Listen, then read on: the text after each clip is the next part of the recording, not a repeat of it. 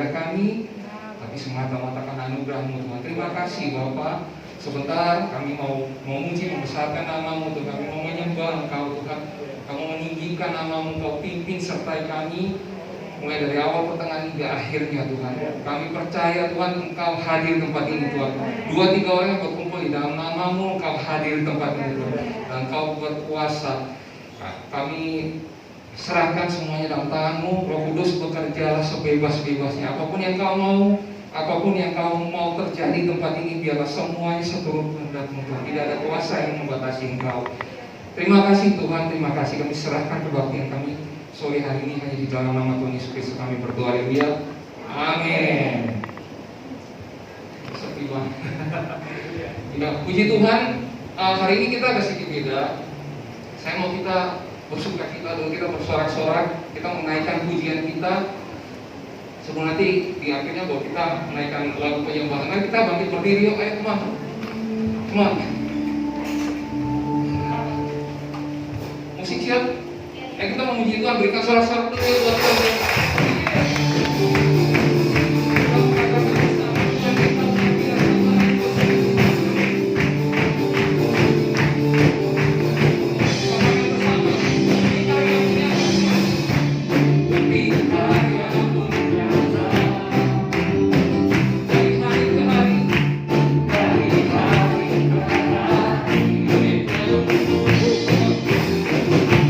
Besar cinta-Mu nyata.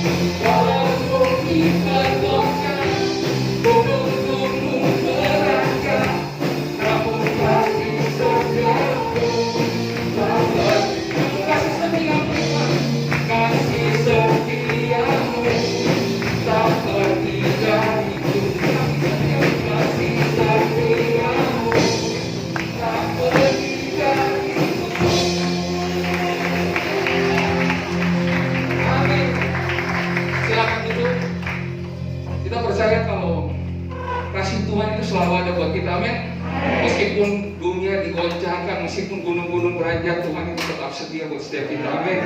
Terpujilah Tuhan, Kau luar biasa. Nah, mari kita siapkan hati kita, terus kita mendengar firman Tuhan.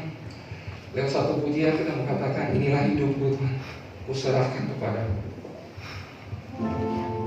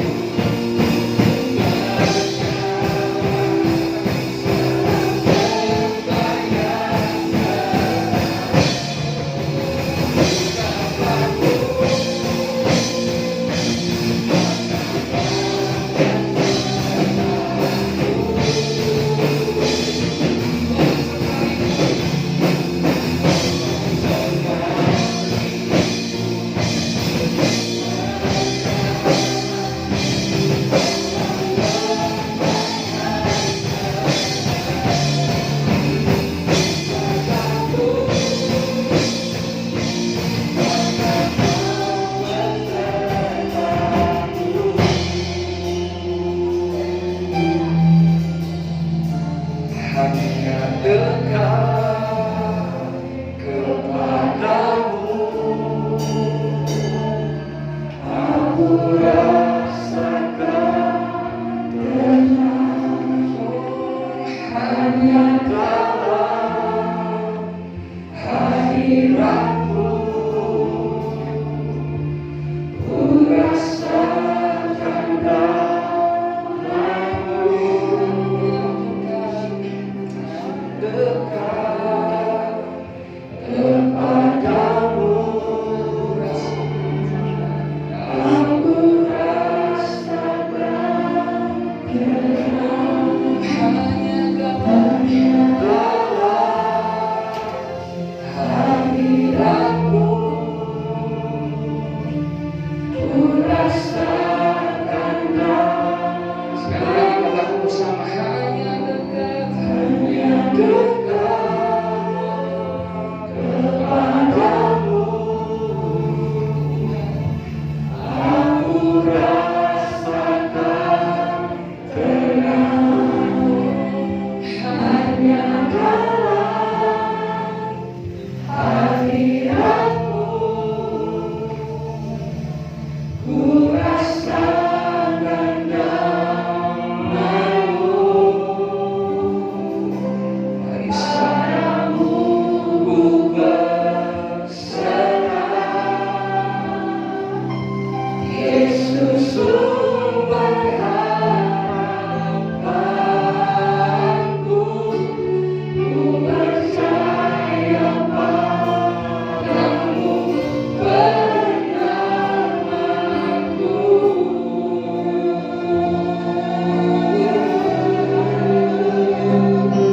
Mari sembah Dia, sumber kekuatan. Kau gunung batuku, kota keselamatanku.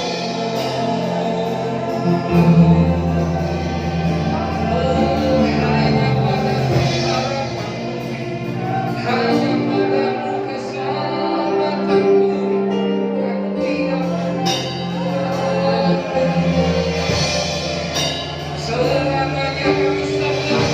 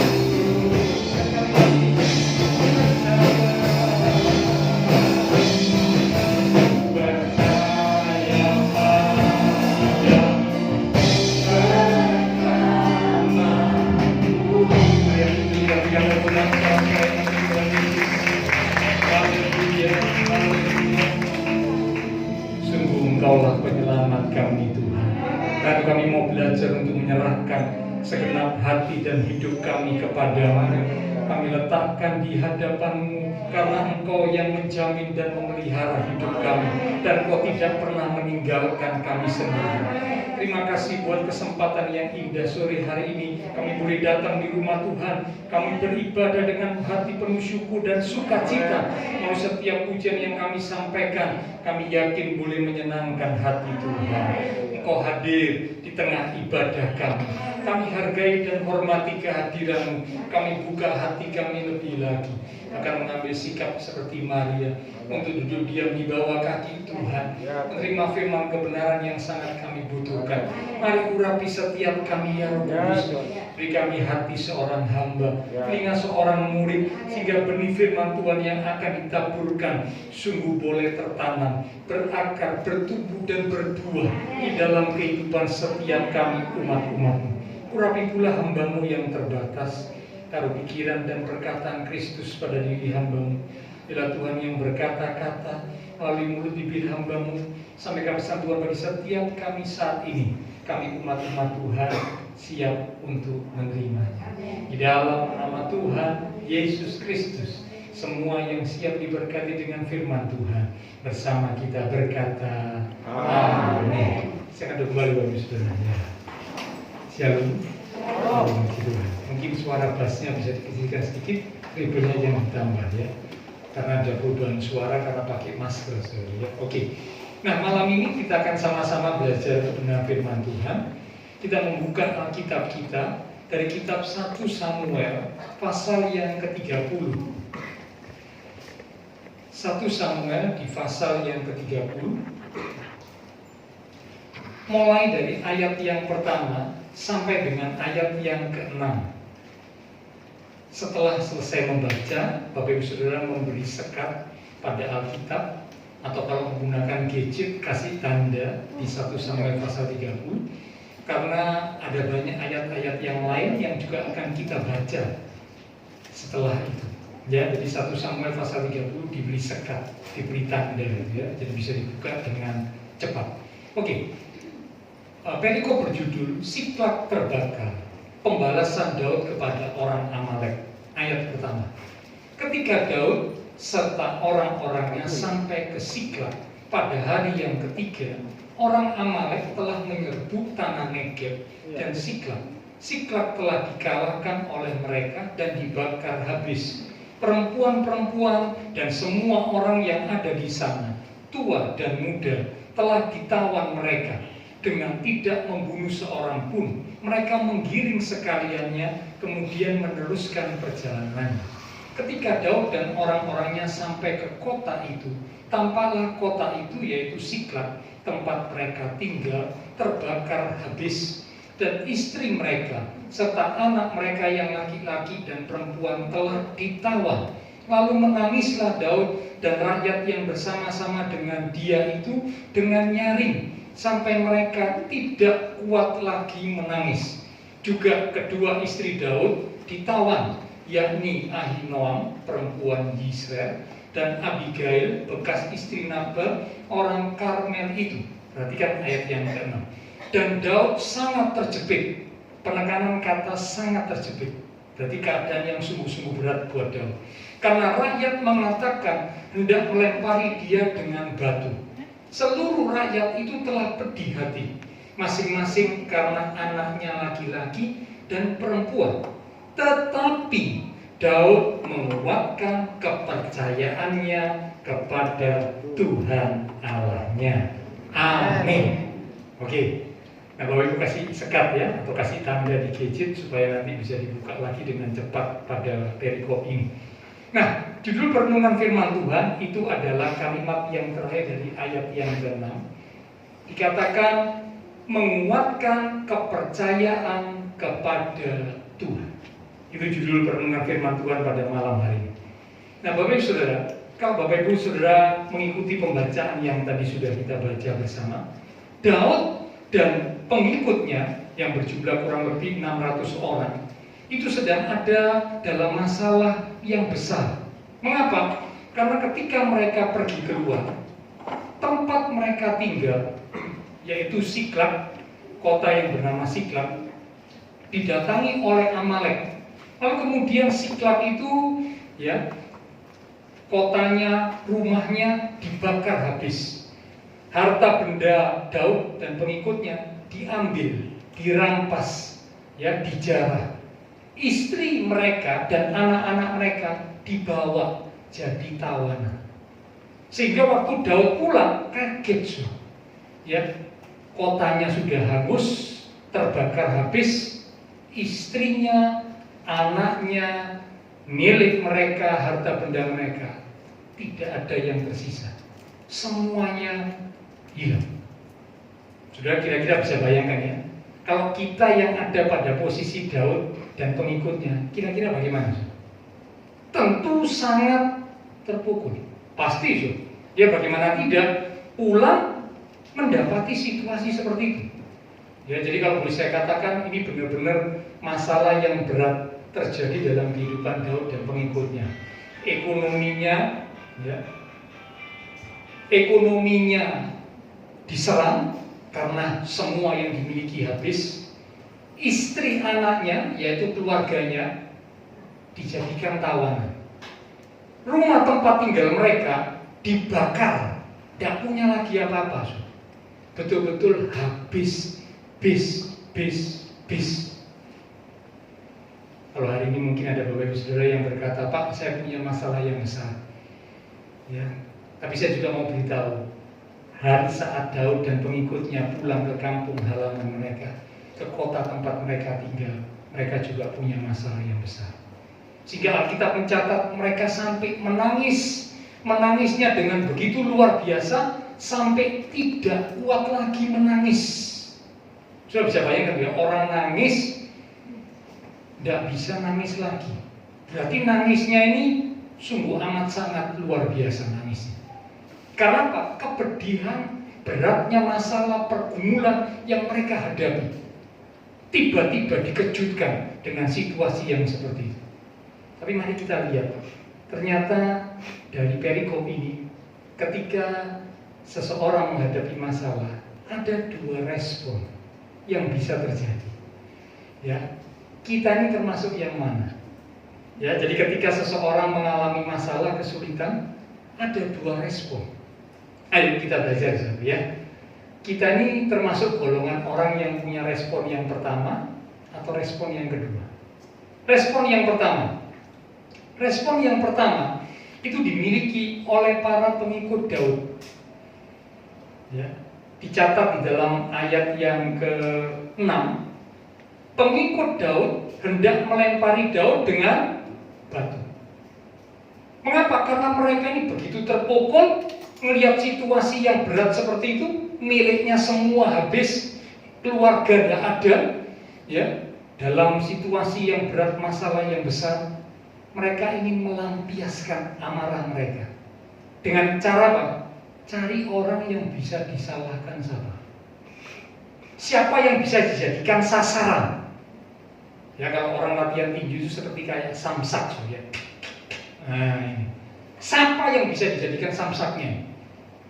Nah, bagi mereka yang satu-satunya yang bisa dijadikan samsak ya cuma satu, pemimpinnya, Daud.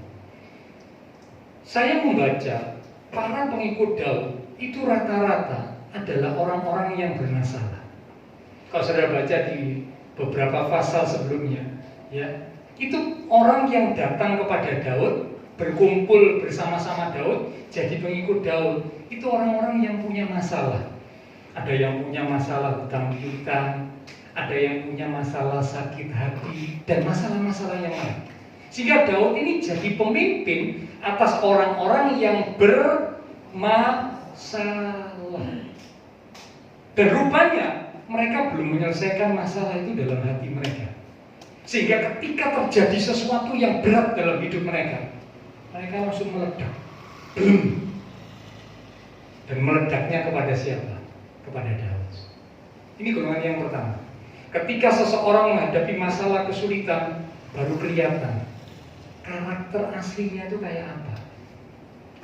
Sebelumnya tidak ada masalah, ya fine, baik, oke, ya.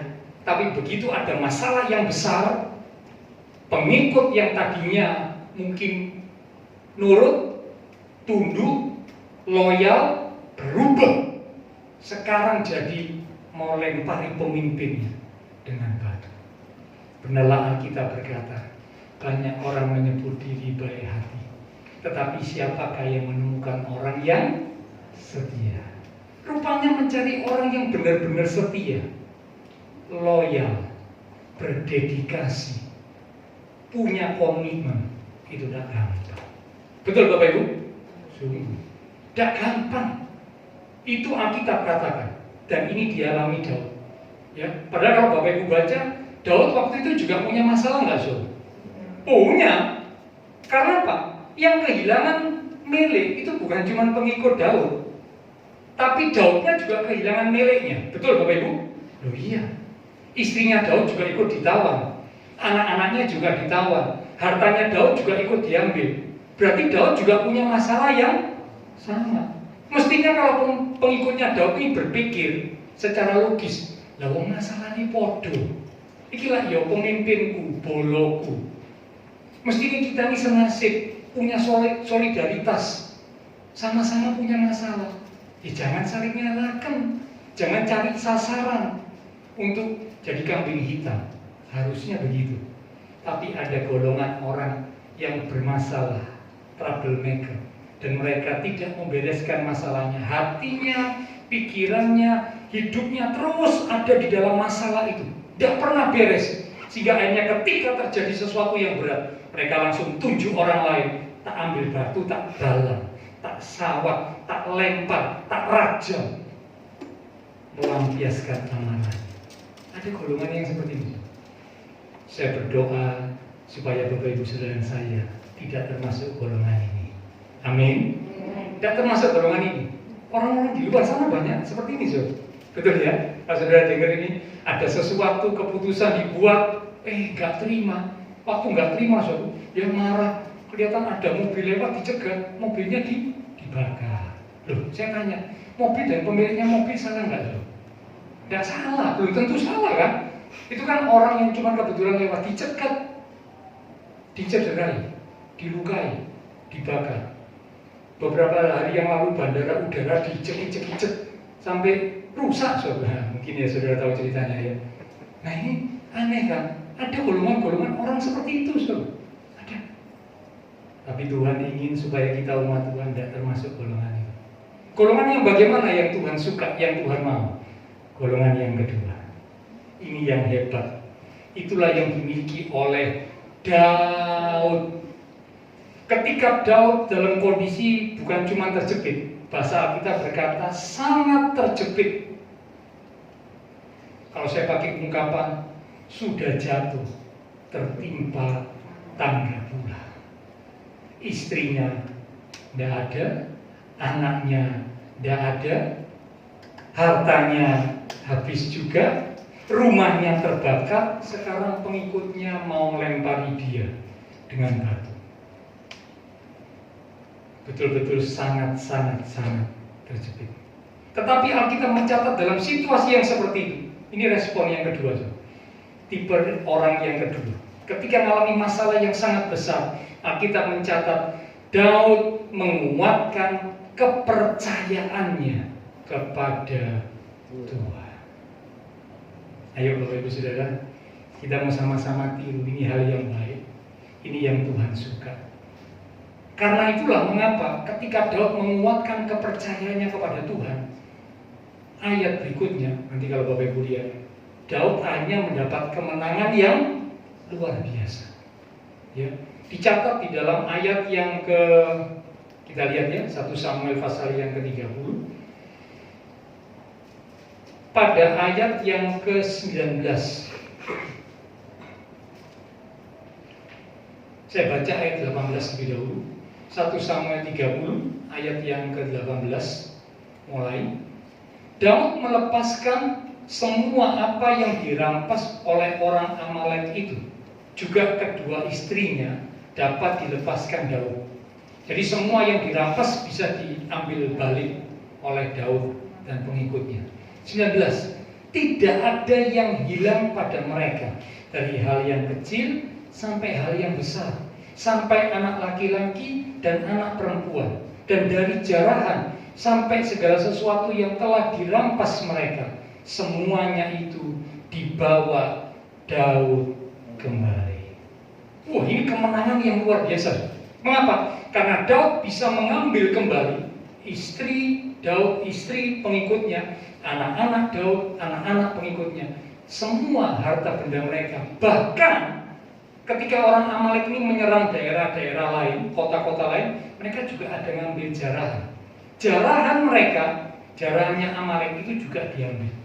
Sehingga Daud ini harta bendanya, milik kekayaannya dalam sekejap bertambah banyak. Karena apa? Daud bisa mengambil semuanya.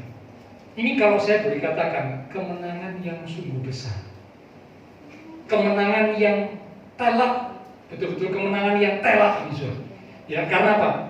Daud bisa mengambil dan mendapat kembali semua yang hilang, bahkan ada tambahannya, ada imbuhannya.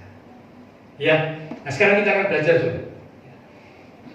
Bagaimanakah proses setelah Daud menguatkan kepercayaannya kepada Tuhan sebagai respon yang benar, yang menyukakan hati Tuhan, sampai Daud bisa menggapai kemenangan? Ada prosesnya.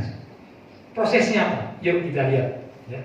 Kembali dalam 1 Samuel pasal yang ke-30. Sekarang kita lihat di ayat yang ke-9, ayat yang ke-8. Ya, 1 Samuel 30 ayat yang ke-8. Demikian firman Tuhan. Kemudian bertanyalah Daud kepada Tuhan.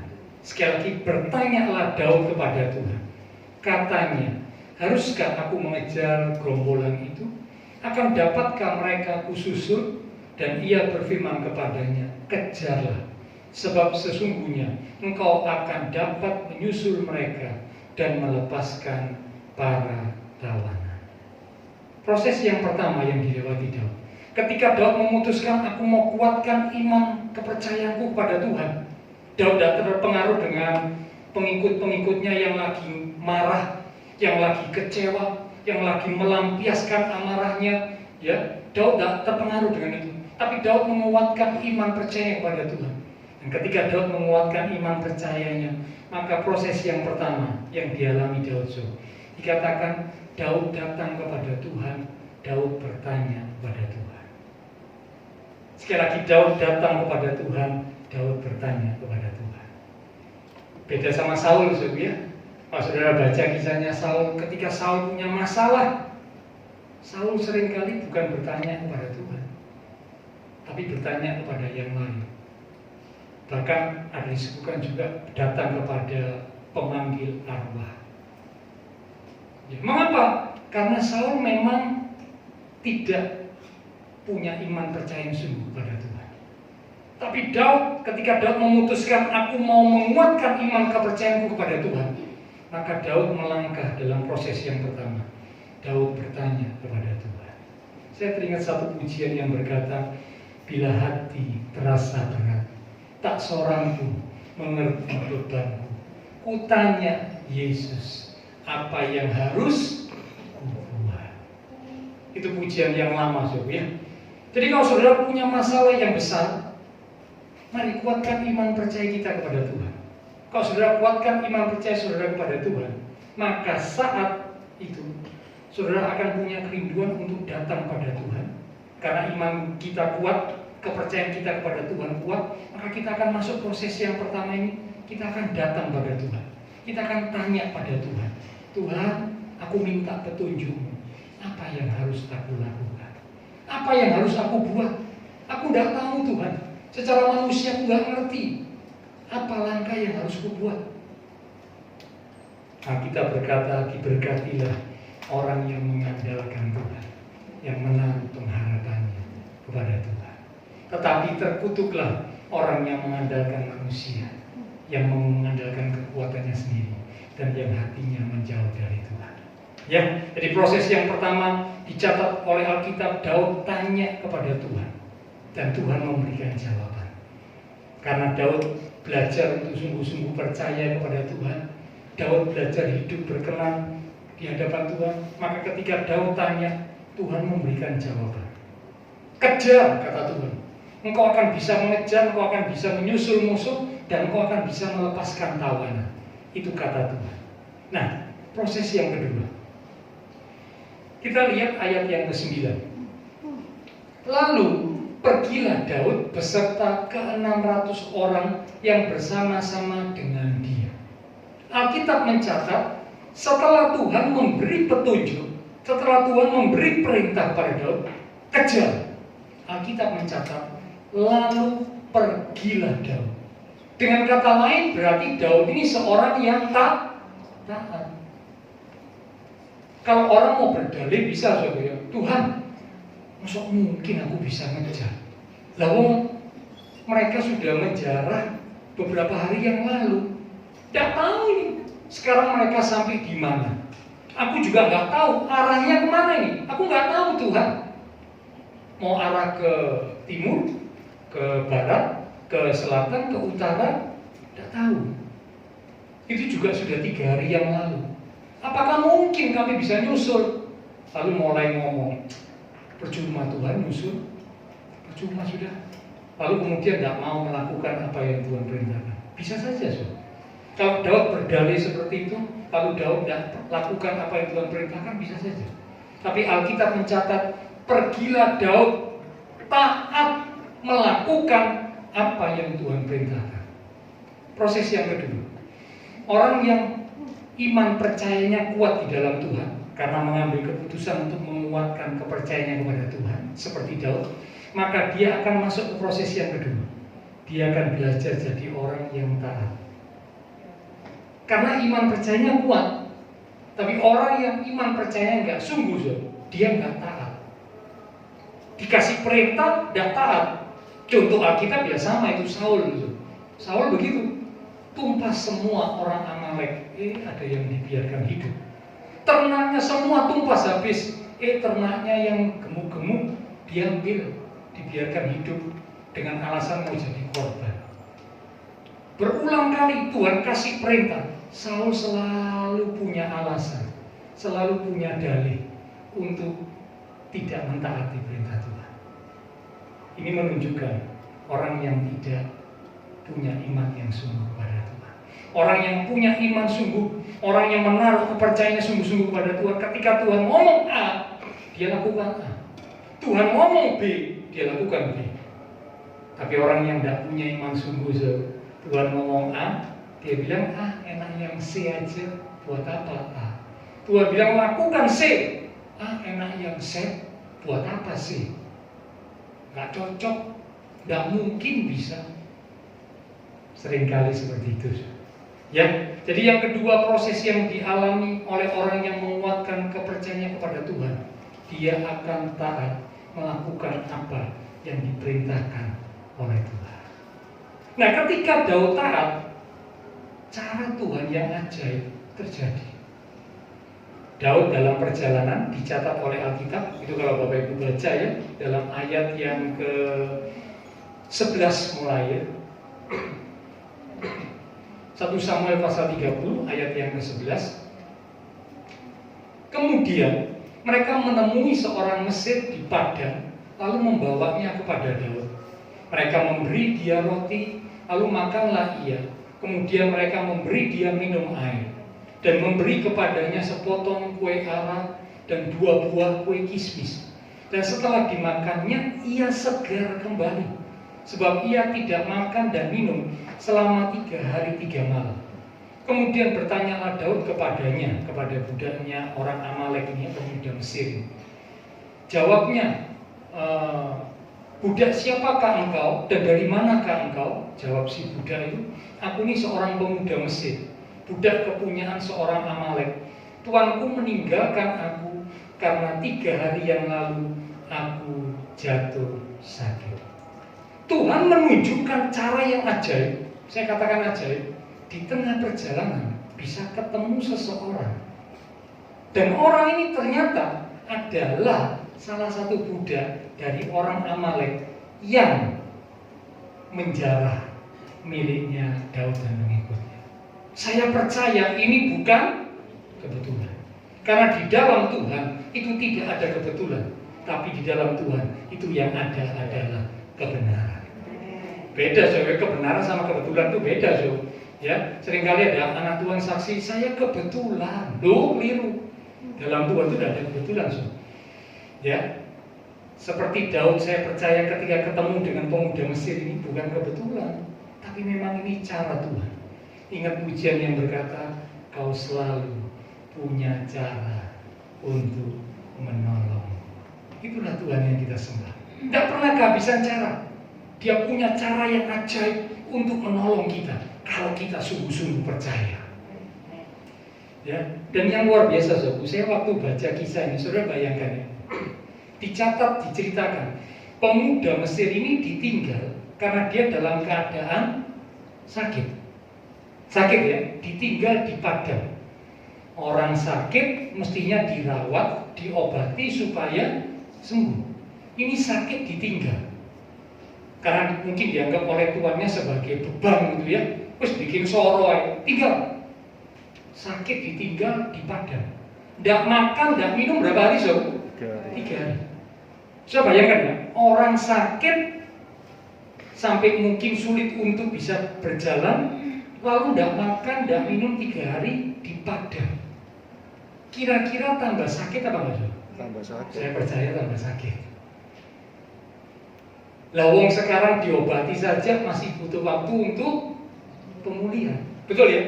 Saudara yang sakit, tiba-tiba mungkin saudara sakit sesuatu ya, saudara minum obat. Saya tanya, apakah minum obat langsung sembuh? Belum tentu. Seringkali justru butuh waktu untuk sembuh. Untuk pemulihan itu butuh waktu.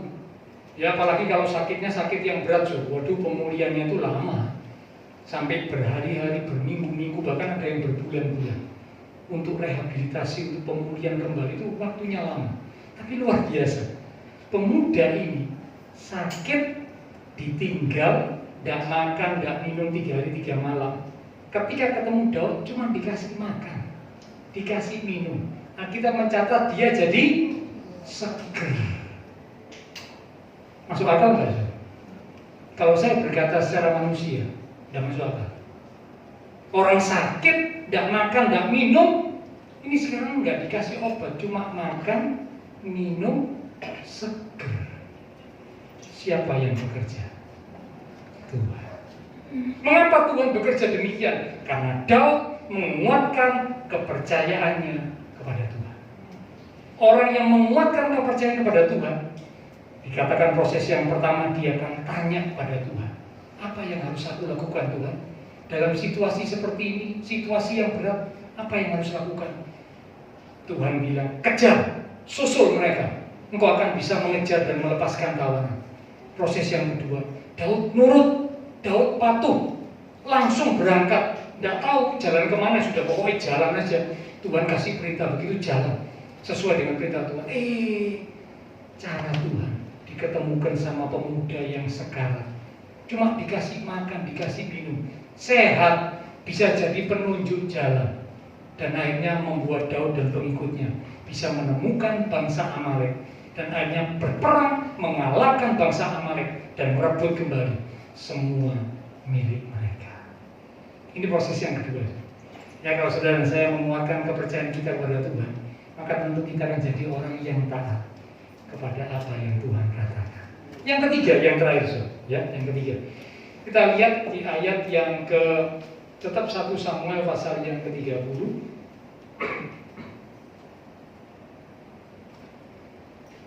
Di ayat yang ke-23.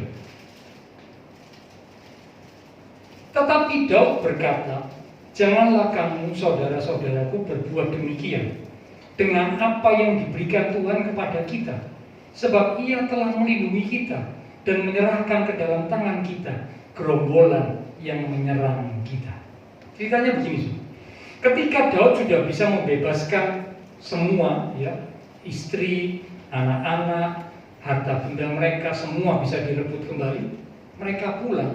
Nah, mereka itu ketemu dengan teman-teman mereka yang tadi ketinggalan. Daud ini punya 600 pengikut. Ketika mereka mengejar Amalek, yang ikut sama Daud sampai berperang dengan Amalek itu cuma 400. Yang 200 tidak kuat. Mungkin karena hatinya masih pedih, semangatnya jadi patah, ya, sehingga akhirnya mereka memutuskan tidak ikut maju. Yang 200 ini tinggal di satu daerah, berhenti. Tapi Daud lanjutkan perjalanan dengan 400 orang. Tapi mereka akhirnya mengalami kemenangan yang luar biasa karena Tuhan yang beracara. Nah, ketika mereka kembali, Daud ini ingin membagikan apa yang didapat kepada semua orang dengan rata. Yang 400 ini ada yang tidak terima. 400 ngomong gini, lah kok enak, sing melok maju perang kita, yang 200 itu diem-diem aja. Lah sekarang kok dia dapat bagian, lah kok enak, tidak bisa. Ya, nah kira-kira ceritanya begini. Lalu Daud berkata, janganlah kamu berbuat demikian, sebab apa yang diberikan Tuhan kepada kita. Artinya Daud mengakui bahwa kemenangan yang diraih itu adalah karena Tuhan. Kalau saudara baca ayat-ayat sebelumnya, ada satu kata ketika Daud bisa mengambil apa yang dimiliki. Pengikut-pengikutnya yang 400 orang itu ada yang ngomong gini, inilah jarahan Daud. Itu sudah bisa baca di ayat yang ke-20. Ya, dikatakan inilah jarahan Daud. Jadi dengan kata lain, kalau saya pakai bahasa sehari-hari itu begini, Zoe. Waktu Daud dalam keadaan terjepit, pengikutnya ada yang mau ngambil batu, mau lempari dia, dijadikan sasaran. Ya. Tetapi ketika Daud berhasil memimpin mereka dan mengalahkan musuh, ngomongnya, inilah jarahan Daud. Manusia begitu, Zoe. Ya. Lagi kepepet, mestinya didukung, dibantu, dimotivasi, dikuatkan, mana mau dilempari batu. Lagi berhasil, sukses, ngomongnya apa? Siami, hebat kamu ya. Inilah jarahan, inilah hasil, inilah kesuksesan, seperti yang dikatakan oleh orang-orang itu kepada Daud. Jadi karena itu benarlah kita bilang, jangan mengandalkan manusia. Kalau saudara mengandalkan manusia, saya percaya saudara akan kecewa. Kalau Daud ini andalkan pengikutnya, dia akan kecewa, dia akan sakit hati. Dia bilang, kamu ini pengikut yang tidak komitmen, mucikli, mucai, punya pengikut kayak kamu. Bepuk, sudah tahu ya, bepuk, mucikli, mucai, itu satu saudara. Ya.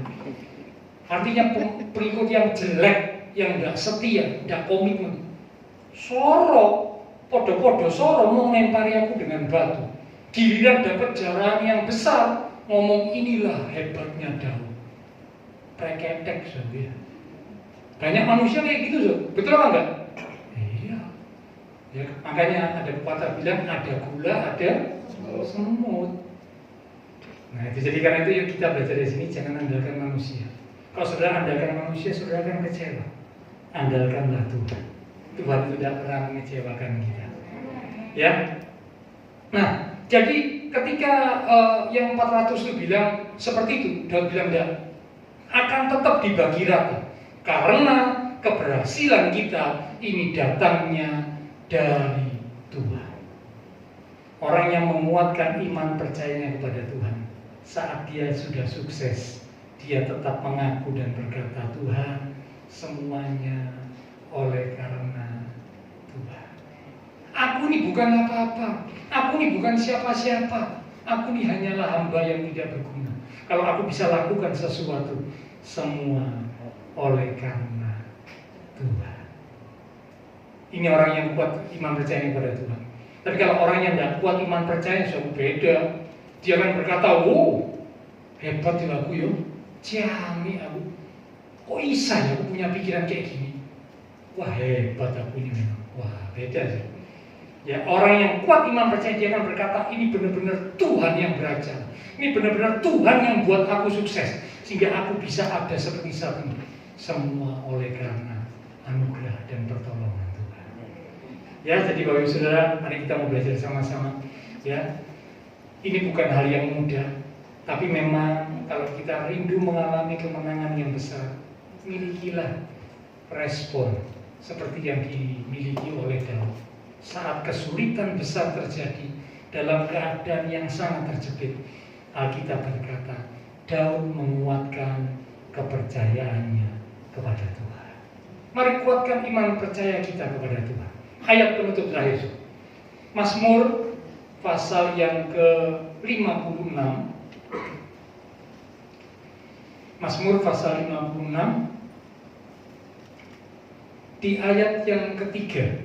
Itu kalau dalam gadget itu Mazmur 56 ayat 3. Tapi kalau Bapak Ibu Saudara pakai Alkitab biasa, Alkitab buku, itu Mazmur 56 ayat 4. Memang antara gadget dan buku itu seringkali ada perbedaan ayat, ya. Mazmur 56 ayat 3 di gadget atau kalau di buku itu ayat 4 sampai ayat 5. Demikian firman Tuhan. Waktu aku takut, aku ini percaya kepada Allah yang firman-Nya kupuji, kepada Allah aku percaya, aku tidak takut apakah yang dapat dilakukan manusia terhadap aku. Amin. Saudara kalau baca sekilas kelihatannya biasa, saudara. Tapi saudara perhatikan sekali lagi saya ulangi ya. Waktu aku takut, aku ini percaya kepadamu. Saya tanya, kata waktu aku takut berarti ada ketakutan nggak dalam hati? Ada. Waktu aku takut berarti punya ketakutan, punya kekhawatiran dalam hati. Tapi memutuskan untuk percaya kepada Tuhan, kepada Allah yang firman-Nya kupuji, kepada Allah aku percaya. Kalimat berikutnya dikatakan aku tidak takut. Aneh ya? Tadinya takut, tapi tiba-tiba di kalimat yang terakhir dikatakan aku tidak. Kok bisa berubah? Kok bisa berubah? Biasanya orang kalau takut, ya sudah, ketakutan itu akan terus ada dalam pikiran dan hatinya. Semakin dipikir masalahnya, semakin takut. Semakin lebih lagi dipikir masalahnya, semakin takut. Betul apa tidak? Iya. Itu manusiawi. Itu lumrah. Itu bisa dimengerti dengan akal pikiran manusia. Karena memang ada masalah, ya takut. Semakin dipikir masalahnya, semakin takut. Tetapi ternyata ketakutan itu bisa berubah menjadi orang yang tidak lagi takut ketika percaya kepada Tuhan dan firman. Mari umat Tuhan, kalau kita mau dibebaskan, dilepaskan dari ketakutan, jangan cuma berdoa Tuhan, cabut ketakutanku. Jangan cuma berdoa begitu saja. Boleh, saudara doa gitu boleh, tidak salah ya. Tapi saya mau katakan tidak cukup cuma doa itu. Saudara mesti punya keputusan seperti yang Daud lakukan, menguatkan iman percaya kepada Tuhan. Saat menguatkan iman percaya, ketakutan itu lenyap. Mari kita sama-sama datang kepada Tuhan. Kita akan katakan lewat satu pujian. SCD bisa tolong disiapkan. Pujian yang berkata, kuatkanlah hatimu lewati setiap persoalan.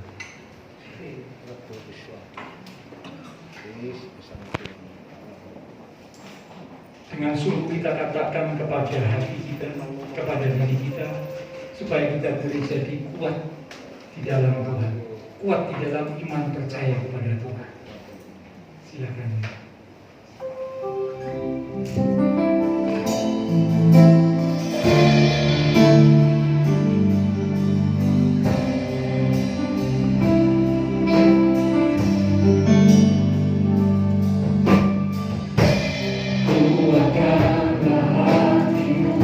Lewati setiap persoalan, lewati setiap persoalan, Tuhan Yesus selalu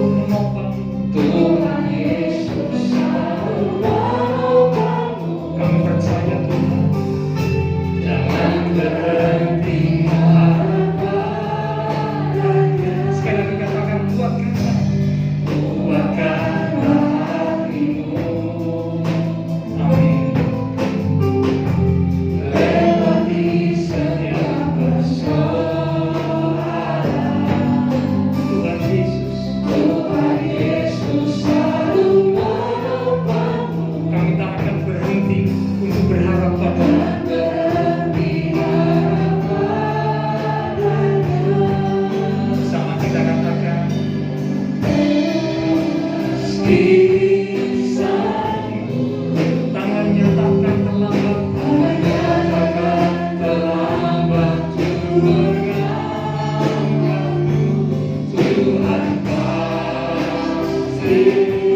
sanggup. Percaya Dia tak tinggalkan. Tuhan pasti sanggup. Tuhan pasti sanggup. Kami percaya Tuhan, tangannya takkan terlambat untuk mengangkatmu. Tuhan pasti sanggup. Percaya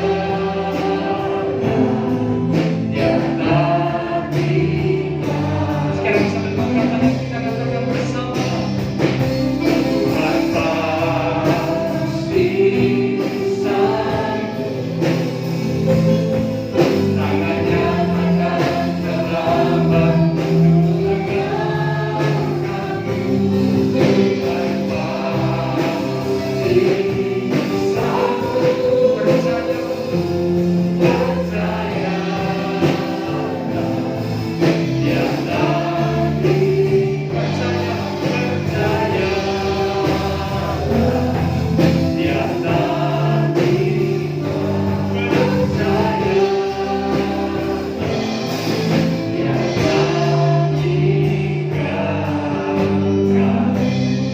Mari kita berdoa. Tuhan, kami mau belajar untuk menguatkan iman percaya kami kepada Tuhan. Saat masalah kesulitan terjadi dalam hidup kami, biarlah kami tidak goyah, kami tidak kecewa ataupun marah kepada keadaan, marah kepada orang di sekitar kami, bahkan marah kepada Tuhan. Kami tidak memiliki respon reaksi seperti itu, tapi kami boleh memiliki respon reaksi seperti yang Tuhan kehendaki, seperti yang Daud lakukan, menguatkan iman percayanya kepada Tuhan. Saat Daud sungguh-sungguh menguatkan iman percayanya kepada Tuhan, maka saat itulah Daud datang kepada Tuhan dengan hati yang rendah. Daud minta petunjuk Tuhan. Daud bertanya kepada Tuhan apa yang harus dilakukan. Dan ketika Tuhan memberi perintah, Daud menurut, Daud taat melakukan seperti yang Tuhan perintahkan. Dan ketika Daud taat, Tuhan bekerja dengan ajaib. Dipertemukan dengan seseorang yang bisa jadi penunjuk jalan. Inilah cara kerja Tuhan yang ajaib. Dan kalau sudah berhasil sukses, maka kami diingatkan supaya kami tetap sadar semua itu oleh karena Tuhan. Tidak ada yang bisa kami banggakan, tidak ada yang bisa kami sombongkan. Kami hanyalah manusia yang lemah. Kalau sukses, berhasil, itu semua oleh karena kemurahan Tuhan. Terima kasih Tuhan. Hamba terbatas untuk berkata dan menjelaskan, tapi Roh Kudus Engkau yang akan mengingatkan setiap kami akan firman yang sudah kami terima. Ya, kami boleh belajar untuk mempraktekkan seperti yang Daud lakukan, menguatkan kepercayaannya kepada Tuhan, dan kemenangan yang besar akhirnya dialami oleh Daud. Terima kasih Tuhan, terima kasih. Kami percaya semua kami yang hadir malam ini diberkati Tuhan. Terima kasih Tuhan, terima kasih. Sebentar juga kami akan memberikan persembahan. Kami rindu dari apa yang kami persembahkan, kami bisa gunakan untuk memuliakan Tuhan. Oh Tuhan, melalui apa yang Tuhan percayakan kepada kami persembahkan untuk kemuliaan Tuhan. Dan kami yakin Tuhan, Engkau sumber segala berkat yang akan memberkati kembali berlipat kali ganda. Terima kasih Tuhan Yesus, terima kasih. Di dalam nama Tuhan Yesus Kristus kami sudah berdoa. Amin. Hari ini sungguh-sungguh diberkati Tuhan gitu ya. Saya merasa diberi kesempatan untuk bisa beribadah bersama dengan lengkap 3 anak secara gak sengaja mereka semua ikut gitu ya, karena kita tuh khususnya saya pribadi membantu dengan season gitu, buat roti gitu, untuk bisa bagi jemaat gitu, sedikit berbagi gitu ya. Tapi saya nggak nyangka gitu, karena saya tuh memang tanya sama Pak Gembala, ini nanti ada acara apa ya? Saya bilang gitu, enggak tahu gitu, enggak kok ada kok, kan pandemi kata gitu kan. Terus saya gitu, yes. Tapi saya rindu berbagi gitu. Jadi saya kaget kok Pak Gembala, ini Kak Kontide ya. Kayak mikir sesuatu gitu. Mau masuk, apa ini bisa ancang-ancang ini. Tapi ternyata ya Tuhan baik, itu gini. Terima kasih untuk semuanya. Setiap doa, kasih dan perhatian yang diberikan kepada saya, bahkan doa-doa tiap hari yang dinaikkan buat kami sekeluarga, khususnya kami sebagai gembala juga untuk Bu Rohani dan anak-anak kami, itu semua dihitung oleh Tuhan, dan Tuhan pasti membalas berlipat kali ganda. Dan kami yakin perhatian yang diberikan, khususnya saya sebagai gembala secara pribadi, saya mengucapkan banyak terima kasih kepada Bapak Ibu semua, khususnya Ibu Yuniawati, keluarga, Ibu Frida, keluarga dan siapapun yang ikut membantu terselenggaranya surprise malam hari ini. Semua berkat dari Tuhan dan dikembalikan berlipat ganda untuk Bapak Ibu saudara semuanya.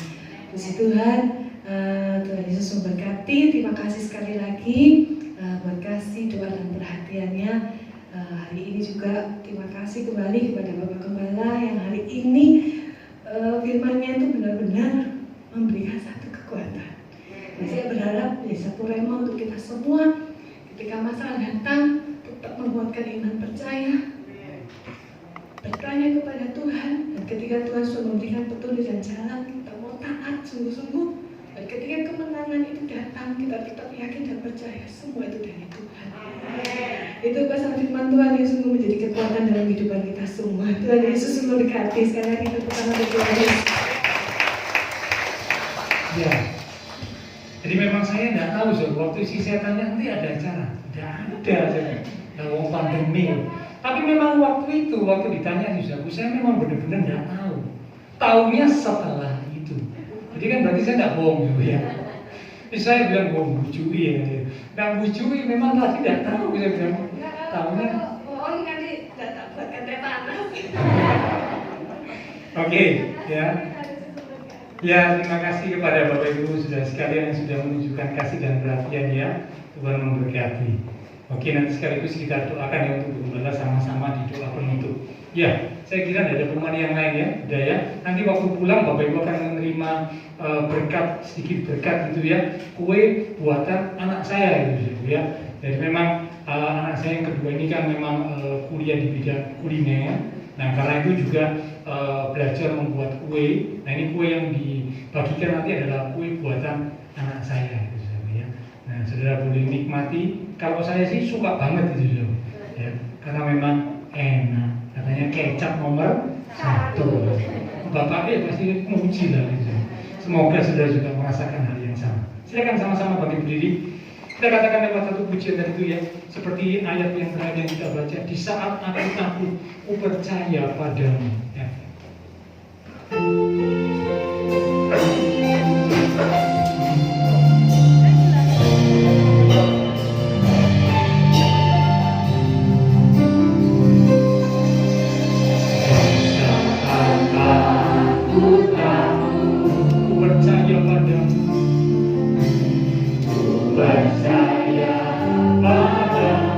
Segala kekhawatiran